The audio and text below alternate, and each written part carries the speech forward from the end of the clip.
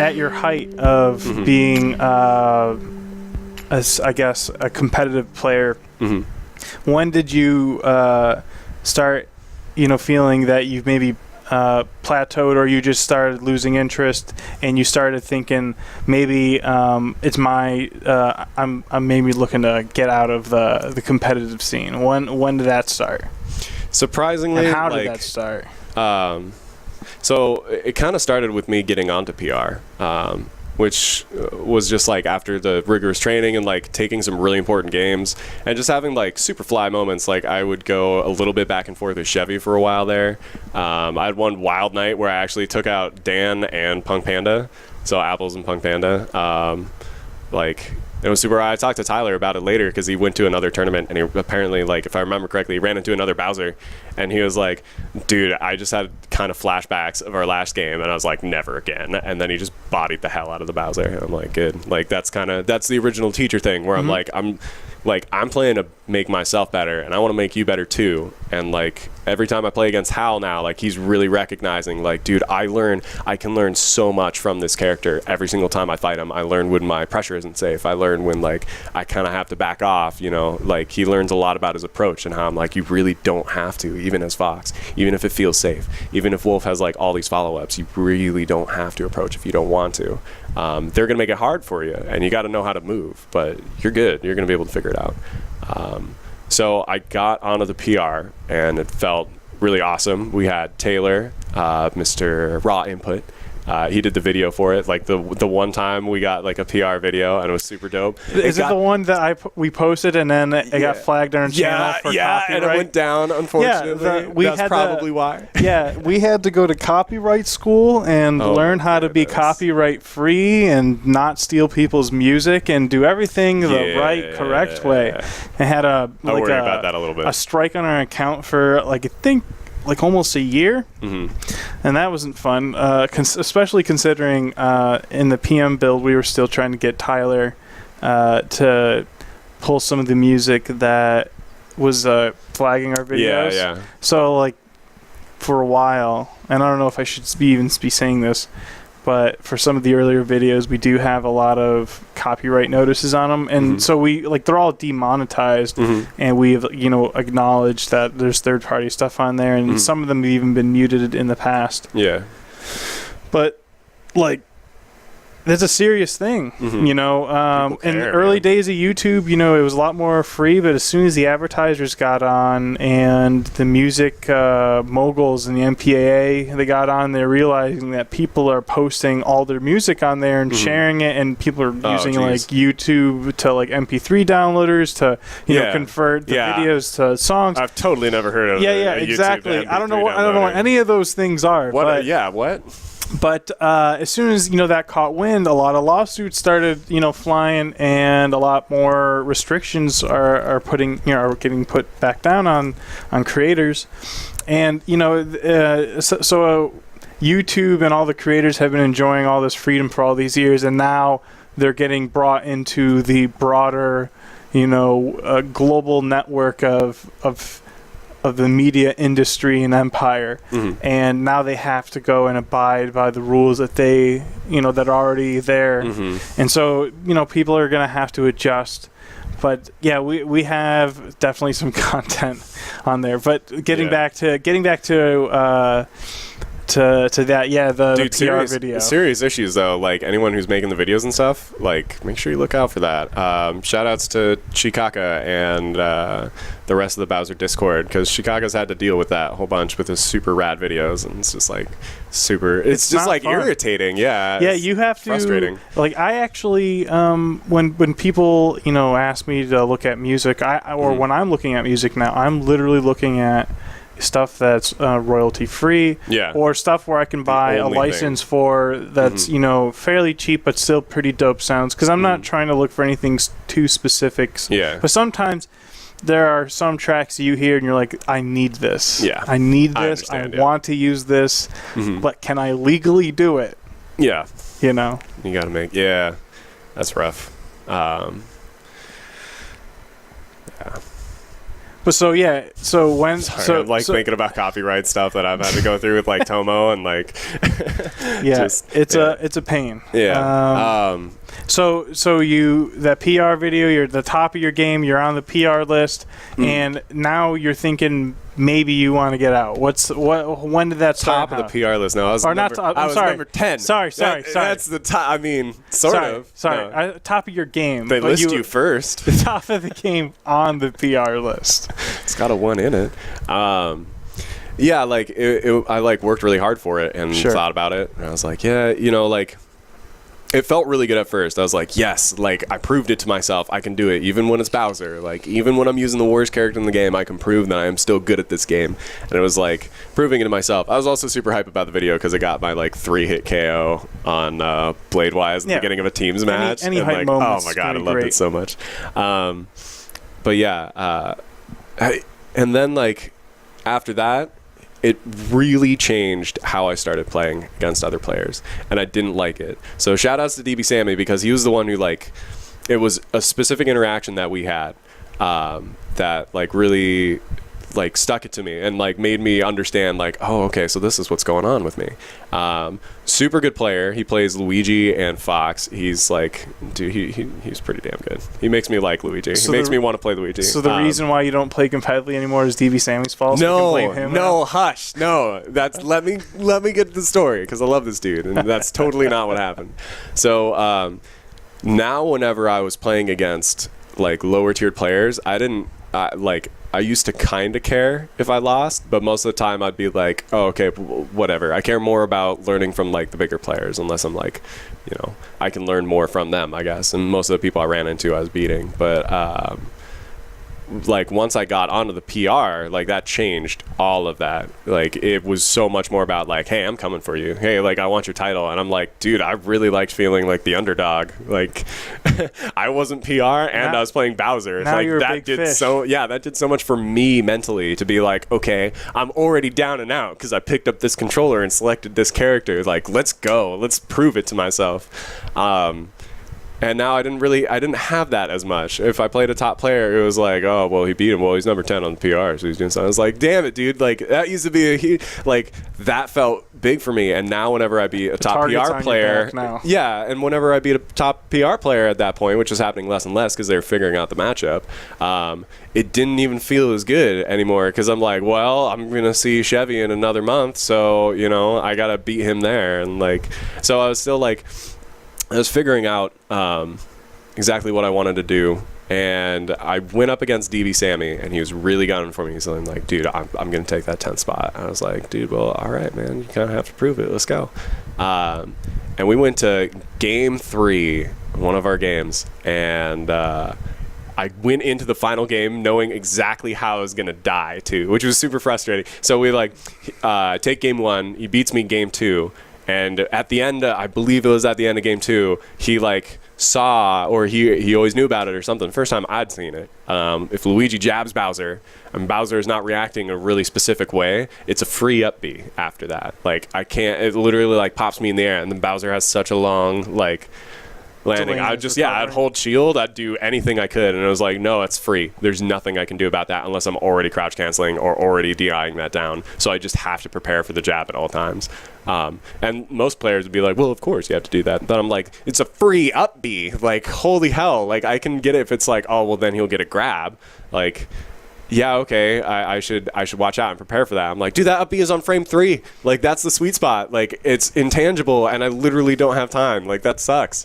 All my weight goes away when you do that to me. And so, Game 3, I already knew. I was like, I should probably pick a different character because that's how he's going to beat me. But you know what? Let's go. Bowser, Game 3. And we go down, and it's like, I want to say it was final stock, but then he gets he took out one of my stocks super clean, and then he's a super high percentage, and he gets 2 jab to up Bs, and that's how he beats me. And he pops off super hard, and I was just like, and I knew it too. Like, oh, that sucks. And he popped off, and he's like, let's go. And he's like, GG's. And I was like, fist bumped. Couldn't look him in the eye or anything. Like, I was just so not used to that. Because you knew what to look for. Yeah, and it's like, I feel like I could potentially outplay him, but it's also like, wow, I lost DB Sammy. I thought he was one of the dudes that like I had on lock, because like he would always tell me about that, and then I'd be like, yeah, but I'm just gonna Bowser you. And so like I didn't congratulate him. I didn't do anything. Like I just kept playing tournament. I was like, that sucks. All right, well I'll have to move on mentally.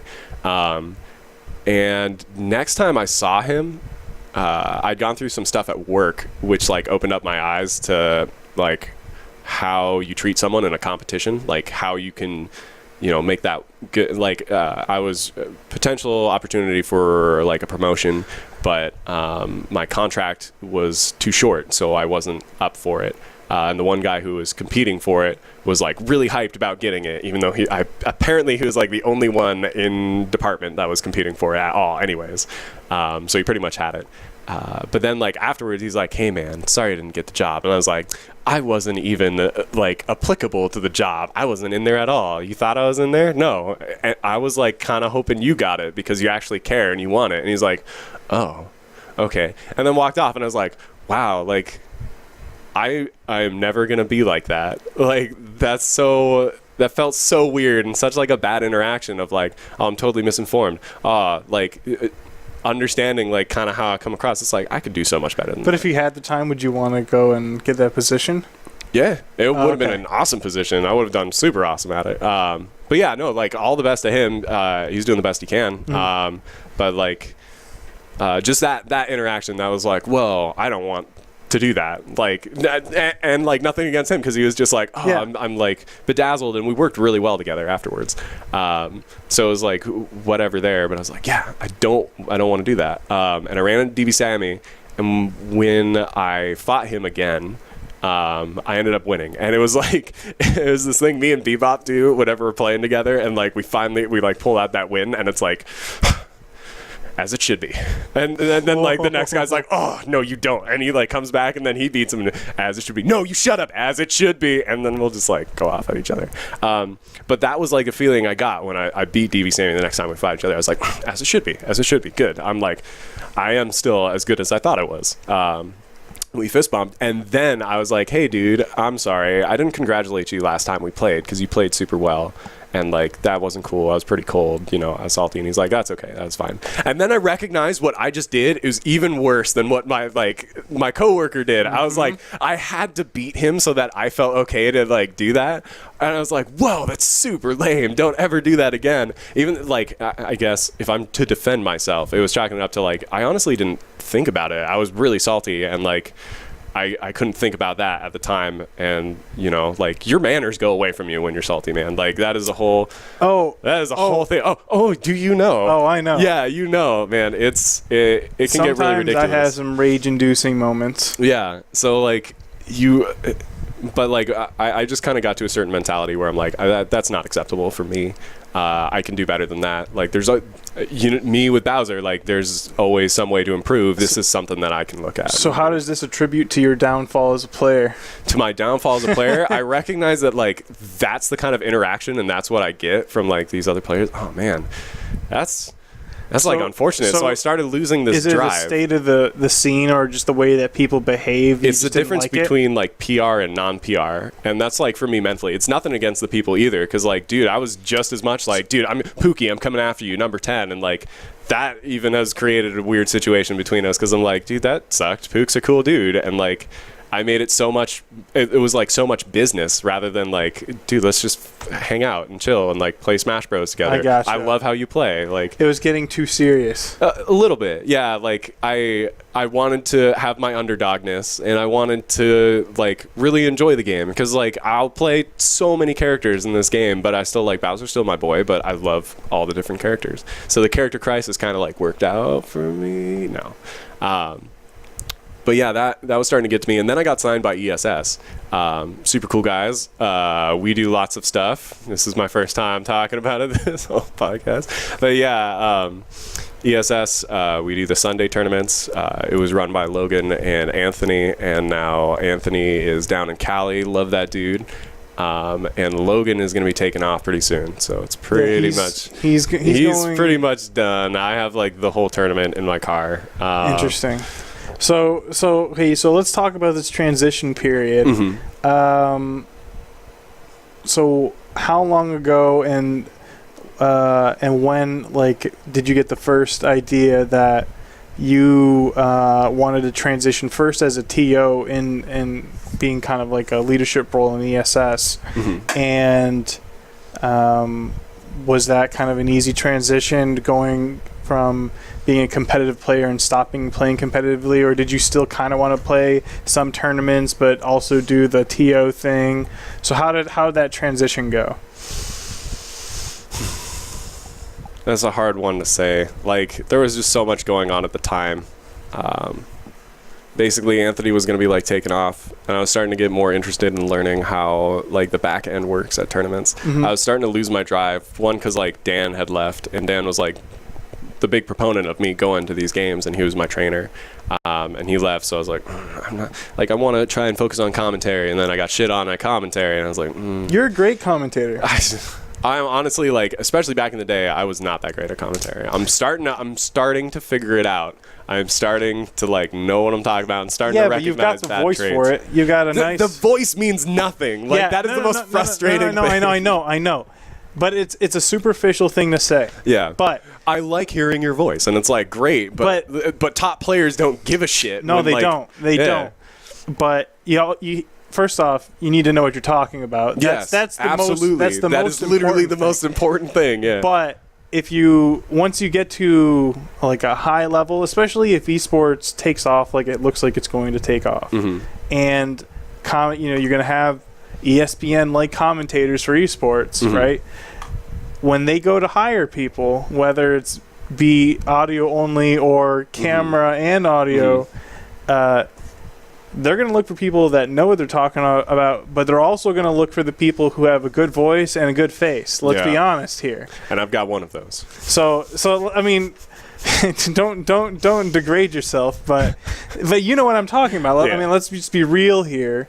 That when this all goes professional at one point in time, that these things are going to matter. You know, they might not matter now. I mean, I think they still matter. I mean, people make comments of it all the time, right? You know, I made I made the comment, you know, sarcastically. Yeah. And it triggered me, dude. I'm just like, dude, I get that, but like, man, I've heard some really good voices and some really bad commentary and combination. No, you're totally right, and that's why it's important to know your stuff. But that matters too, because if you know your stuff, but you have like some sort of personality or some sort of character, and you've got a great voice to go along with it, people are definitely going to tune in. Yeah. You know. So I'm working a little bit more on knowing my stuff. So like, I have been for a while. So like now when I do commentary, I feel a little bit better. But like I watch Smash all the time at home, so I don't feel like I have that much to talk about, which is a little frustrating. So I'll wait for like grand finals or like 1 or 2 games during one of the monthlies or something like that, or if we really, really need it. But like the commentary, like it did a number on me, and so but it was like justified. There was a lot of stuff that I was talking about that I just didn't know. And so what else was going on in this transitionary period? Well, Anthony was taken off, so we needed someone to like start watching stream. Sure. And I just jumped. I was like, yeah, I can do it. I say as I push up my nerd glasses. I can take care of that. And that was like a whole learning process, but I was really interested in it because it seemed like kind of fun, but like it was such an important component to all of like Smash Bros. And like this is not me like trying to shout myself out or anything like that, but give love to your TOs and the people who run stream, because like if you think about it, like to a certain degree, like esports almost would not exist if it wasn't for like this kind of exposure. Like this is a shout out to you guys because you do such a goddamn good job and you inspire me to like do more stuff. I think we need to do way more, and we can do way more. But exactly. Well, that's like the type of people that we need to make this community work. Yeah. So like that's kind of where I got. Where I was like, dude, I need to do more, and like playing as Bowser, like yay, I can do it, and yay, I can win money, but like.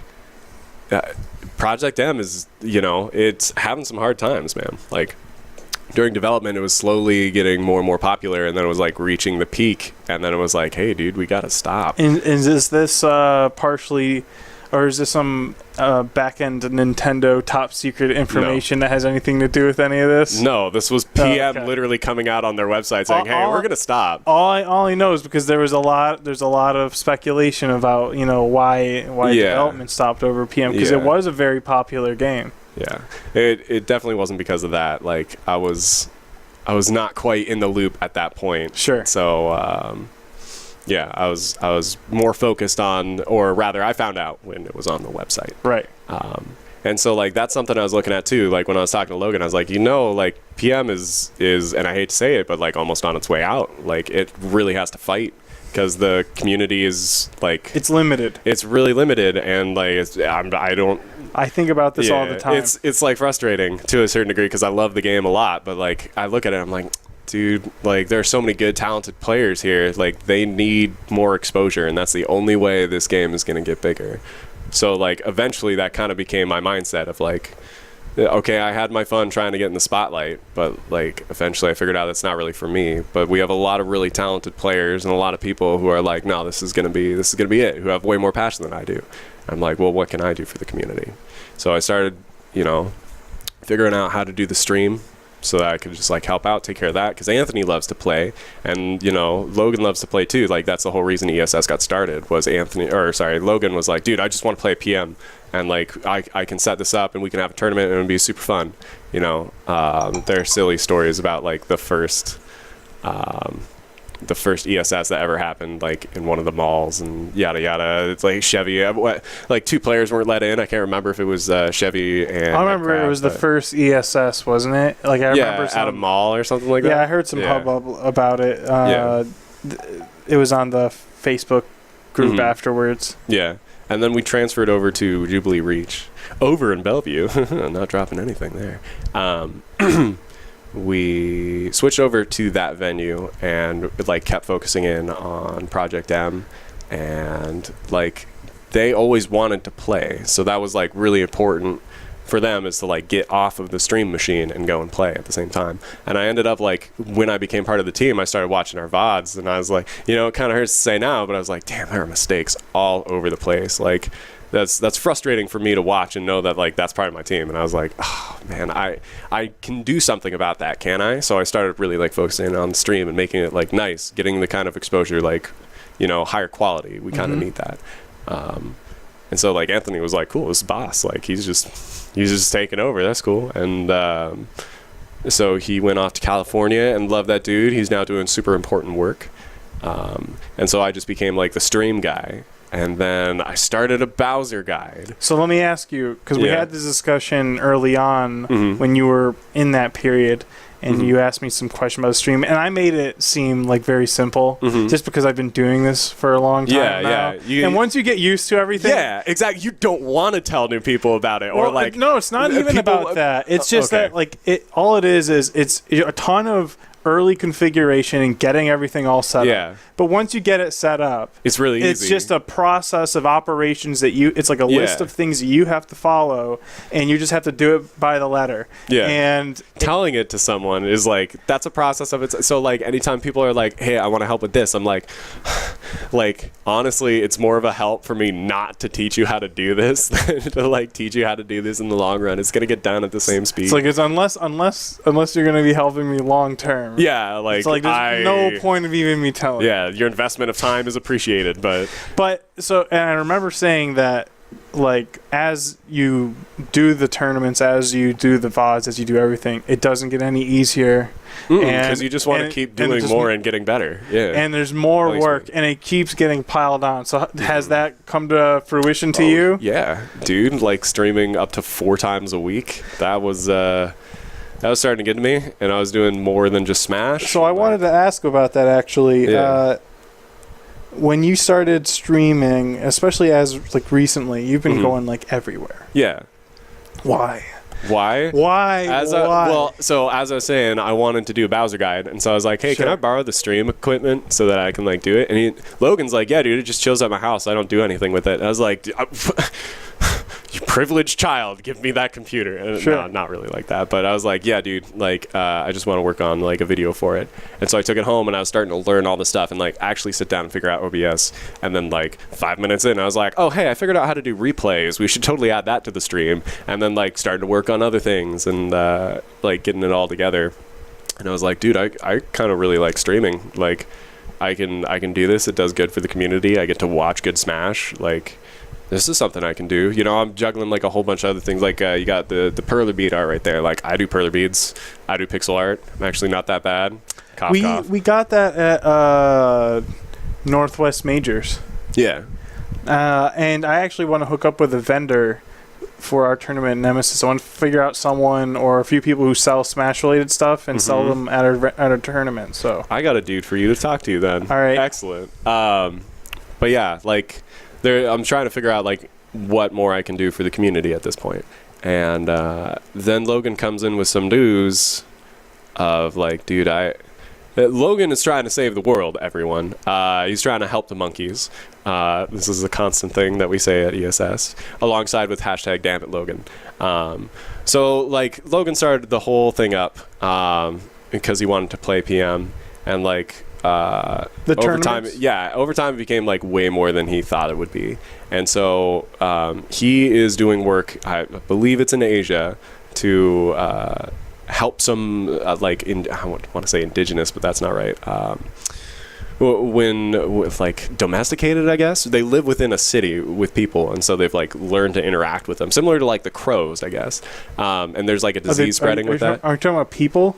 Yes. So you're talking about like in similar to like Aborigines in Australia, where they're people who weren't part of modern civilization. No, like actual monkeys. Oh, monkeys. Yeah, monkeys, not like a slur for humans. Oh, I didn't hear monkeys earlier. So I was watching the game. Oh, okay. And I didn't hear that word. People? Sorry, now I got to cut this whole part out because that sounds super racist. No, you're leaving that in. That's fine.